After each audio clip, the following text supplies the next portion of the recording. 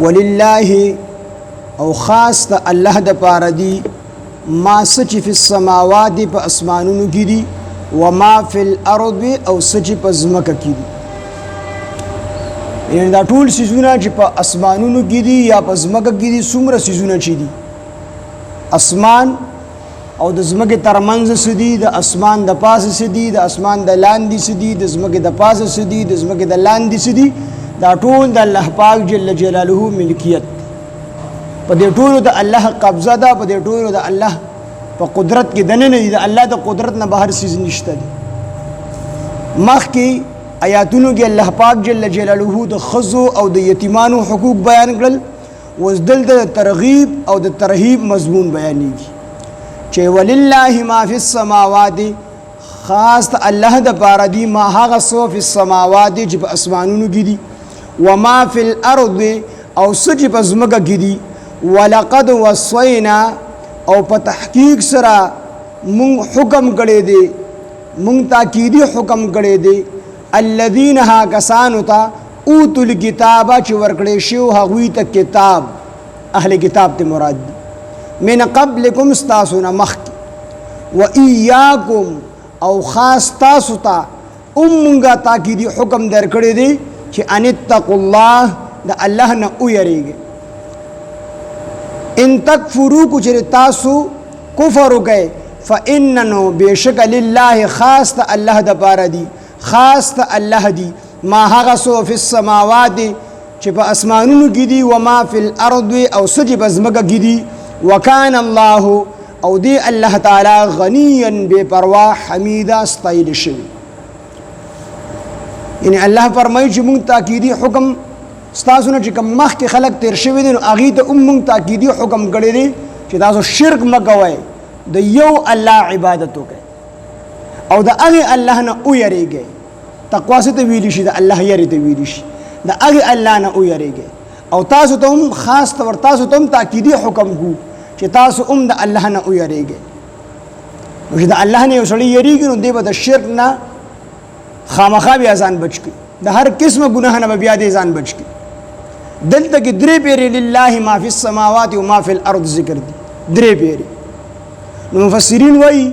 چې دا درې واړه پیرې د تاکید دپاره ذکر دي یعنی سجدي په اسمانونو کې او په ځمکو کې دا ټول د الله دي دا ټول څه دي دا د الله دي. د دې وجې نه بعضې خلک هغې دا اعتراض کوي چې تاسو وایئ چې الله هر څه کولی شي الله هر څه کولی شي نو بیا العیاذ بالله ثم العیاذ بالله الله خو تاسو بیا الله ته د بدکارۍ د زنا هم نسبت کوئ چې الله هر څه کولی شي او تاسو وایئ چې الله هر څه کولی شي نو العیاذ بالله بیا خو به الله غلام کولی شي الله بیا غلام کوي العیاذ بالله. دې جواب موږ ورکو چې غلا خو هغه سړی کوي چې د دې سړي خپل ملکیت نه وي لکه زه به هغه شی پټوم چې هغه شی زما نه وي د بل چا وي نو چې هر څه د الله شو په اسمانونو کې او په ځمکو کې چې څه دي د الله دي نو الله د چا نه غلا وکړي. دویم وي تاسو ته د زنا نسبت کوئ مونږ ورته وایو د زنا دپاره وجود شرط دی چې وجود به وي نو تاسو د الله جسم ولا شرط دی د زنا دپاره د ښځې او د خاوند د جوړې د ملاپ دپاره جسم شرط دی جسم نو تاسو د الله ړومبې جسم ثابت کړئ نو بیا به چې کوم دی ورله دا عمل چې د الله جسم نشته دی زما او ستا په شان دی چې الله په خپل عرش باندې نور الله نور السماوات والارض خو الله پاک جل جلاله د خپل عرش باندې استوا فرمایلی ده په عرش باندې استوا فرمایلی ده نو د دې خو مختلف توجیهات علما بیاني خو لنډه معنی دا ده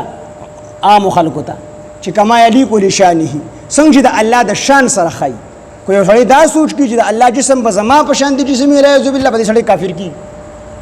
نو د الله جسم نشته دی زما او ستا په شان دی الله بس د خپل شان مطابق دی زما او ستا ذهن نه ماورا دی زما او ستا په ذهن کې نه راځي نو چې جسم نشته دی نو زنا د کوم ځای نه راغله.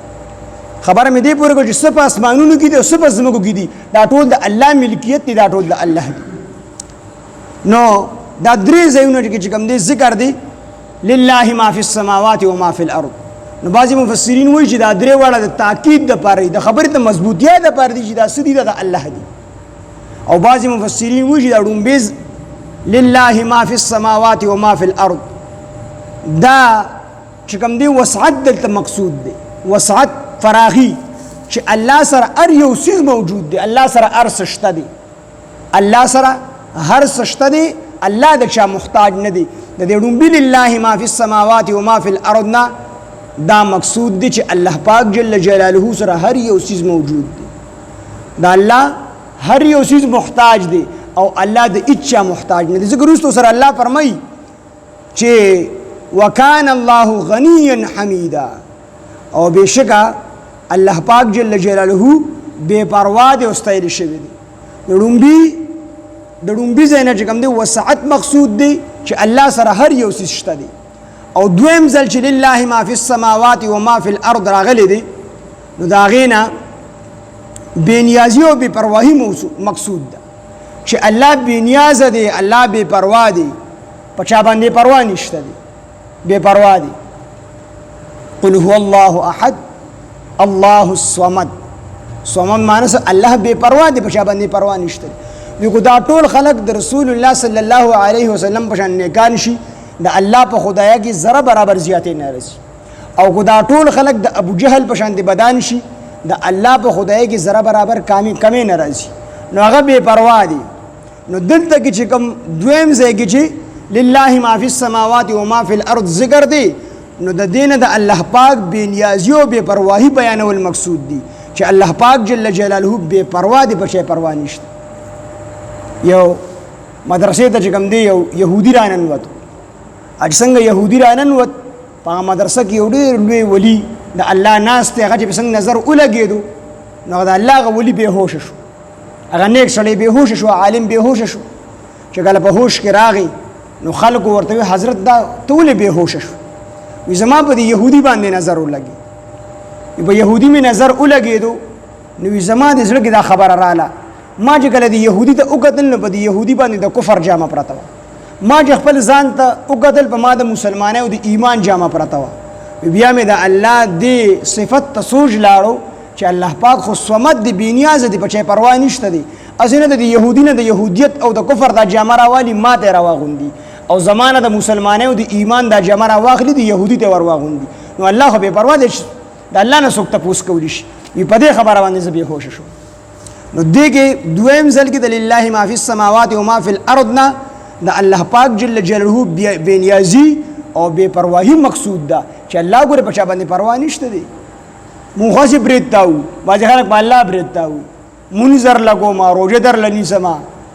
دا چل کوما هغه چل کوما توفیق تعالی چا درکړي اوس دا مونږ دلته کې نه شو هم الله کې نه وریو د قران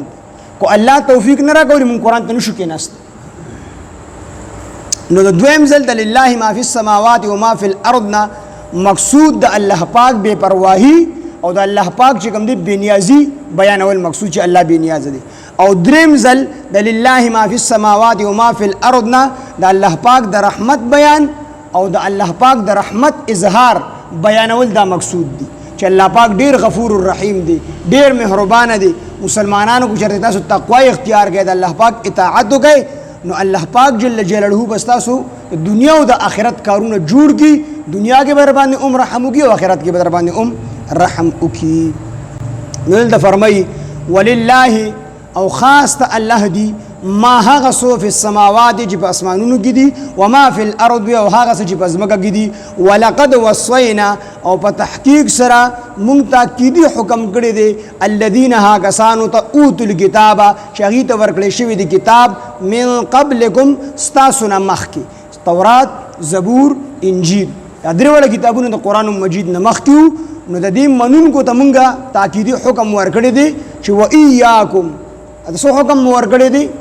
و ایاکم او خاص تاسو ته تاکیدی حکم درکړی دی ان اتقوا الله حکم سدي چې ان اتقوا الله دا چې تاسو د الله نه ویریږئ د الله یره په زړه کې پیدا کړئ چې الله یره د په زړه کې پیدا شو نو د وړو وړو ګناهونو نه به ځان بچ کړئ او چې تکل ځان د وړو ګناهونو نه بچ کړئ نو د شرک نه په طریقه اولا ځان بچ کړئ ان اتقوا الله دا چې تاسو ویریږئ د الله نه ان تکفروا کو چری تاسو کفر وکئ نو فإن نو بشک لله خاص ته الله د پاره دی خاص د الله د پاره دي ما هغه سو فی السماوات سجب اسمانونو کې دي و ما فی الارض او سجب ازمکه کې دي وکان الله او دی الله تعالی غنیا بے پروا حمیدا او استایل شوی. نو په دې بره کې د الله پاک لله ما فی السماوات و ما فی الارض ولقد وصینا د دین د الله پاک وسعت مراد چې الله سره ارس موجود دي او سچ دی د الله دي. او بیا دویم فإن ان اتقوا الله ان تکفروا فإن لله ما فی السماوات و ما فی الارض. نو د دین مراد د الله پاک بے نیازی او د الله پاک بے پرواهی ده ځکه چې رستو سره الله فرمایي چې وکان الله دی الله تعالی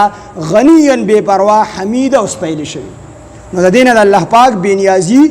او د الله پاک جل جلاله بے پرواهی مقصود ده. بیان المقصود چې هغه بے پروا دي. ولله ما فی السماوات و ما فی الارض او خاص ته الله دی ما هغه سو فی السماوات چې په اسمانونو کې دي و ما فی الارض او چې په ځمکو کې دي وکفا او کافی دی الله